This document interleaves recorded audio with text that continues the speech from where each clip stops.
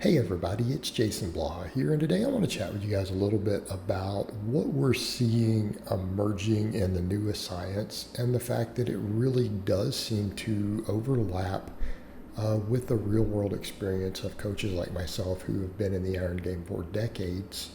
Again, I'm closing in on 50. I'm about to be 47. I've been doing this well over 20 years. The things that we've observed, though, really seems to match what the newest meta-analysis and things are showing, and that's as proximity to muscle failure increases, that training volumes that produce a very robust muscle growth response or hypertrophy response are actually a lot lower than a lot of people believed they were. And realistically, the reason a lot of people may not be seeing the gains that they think they should, if they're eating enough to gain weight, they're sleeping enough, is possibly they're just simply not training as hard as they really believe they should, or that they're not training as hard as they think they are. Right? They really aren't. And that's one of the things that we've noticed. So some of the research is actually showing that in some cases, and I'm not saying this is the case for all muscles, but in a lot of lifters and some muscle groups, that as little as 6 to 8 sets per week seems to produce a very large muscle growth stimulus, meaning people are growing from that. And we're not even talking always novice lifters. We're talking actual trained lifters who have a few years of training under their belt. And this is what some of the studies have found, is that when they take sets to failure, and I want to note here, the reason they're doing to failure is not because to failure is better. It's that it's a good way to know for a fact how close they got to failure. Okay, so we need to understand what they're measuring in studies. That as low as 6 to 8 sets per week produced very significant and possibly close to optimal muscle growth. Okay. Now, I want to be clear here that I'm not advocating that you take your sets to real failure, because that would mean you're hitting the pins at the bottom of every bench and then you've got to get out from under it. You're getting stapled on every squat. We don't want to be doing that, right? So notice some of these sets I'm doing are about 1 rep from failure, meaning I could maybe squeeze out 1 more rep. Like this 315 set here, I think I got like 5 on it. I could probably squeeze out a 6th rep if I really, really were to grind it hard. But notice that 5th rep is slow. Okay? Right? That's what we're talking about. Getting pretty close to failure within 1 rep produces the same muscle growth as going to failure. That is what the research largely shows. So just to be aware of that. I'm not saying we need to go to failure, but when we start looking at a lot of the data, it turns out that when we get very, very close to failure, we don't need as much volume as we might think. And, it's like I've said, for a lot of people, 10 is a good baseline, about 10 really high quality working sets. And some of your muscles that need a little more work, quads, triceps, things that have a little more volume tolerance, you might want to go a little over that. You might want to do like 12 sets for those. But if you're training really hard, there is almost no one on earth who's not going to grow on about 10 to 12 sets. There really isn't. If you can't grow at all off of that, all right, you are simply not training that hard. And I'm not saying that as a knock. I'm just saying that as a fact. You might just have to do more volume. If you're not willing to train hard, you might have to do more volume. Okay, you might have to do more volume. But yeah, I mean, it is proximity to failure seems to be an enormous factor, and that's irrespective of rep range to a large extent. Now we start getting down to 5 or lower reps.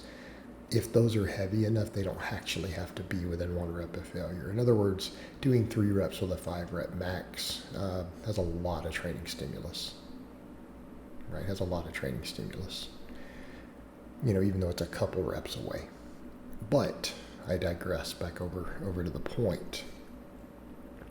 People are just not training as hard as they think they are, and then they're having to use volume as a proxy for it. But that also runs into issues of potential junk volume and other stuff. So, realistically, there have been studies that look at that too, and they found the same thing, that people who thought they were getting close to failure right? You know, they've taken a lot of lifters, particularly less experienced lifters, and said, you know, hey, we want you to, you know, take a set, you know, a couple reps from failure, right?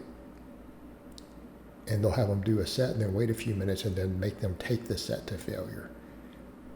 And it's not uncommon, what they found with more novice lifters, for them to squeeze out 6 or 7 more reps, more than they thought failure was. So in other words, you know, had them take a set that was, they thought was a 10 rep max. They stopped around 8 reps, you know, thought it was maybe a 10 rep max, that they could have got 10 if they went all the way to failure, right? And they end up getting 14 or 15 when they actually have them go to failure on the next set.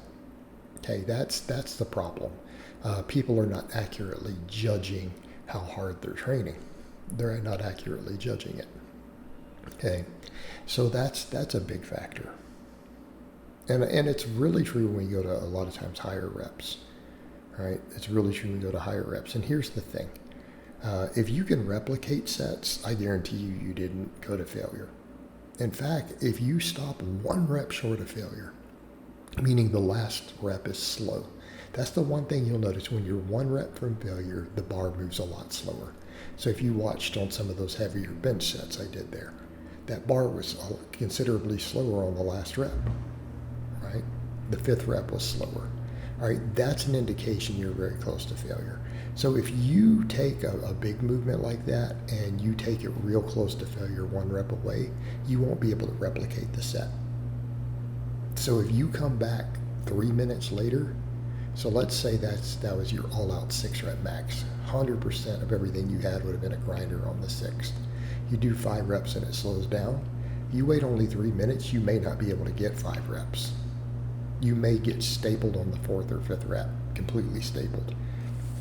So here's one of the big things I'll tell people. If you're able to replicate those sets, you were at least 2 reps from failure, almost guaranteed. So if you're able to do 10 reps on a set and then 2-3 minutes later come back and do 10 reps again, that's at least a 12 rep max. Okay, so it's stuff like that. So that's what we're talking about, that people are not training as hard as they think they are. Okay, and I like to use that with my lifters of sometimes taking a set on their final set, like if I have to do 3 sets of an exercise, using that last set to take it till they grind on the last rep. And when they hit a grinder, if it's over the target reps, like we assigned a 3x10 or a 3x8, if they're getting an extra rep or 2, it's time to add weight. They need to add weight. Okay, because again, our work is a little lower quality than we would like at that point.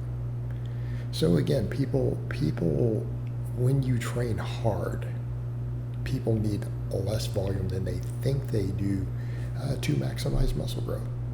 All right, guys, but that's really all I have to say on that today. I hope it's been informative, and I'll talk to you guys next time.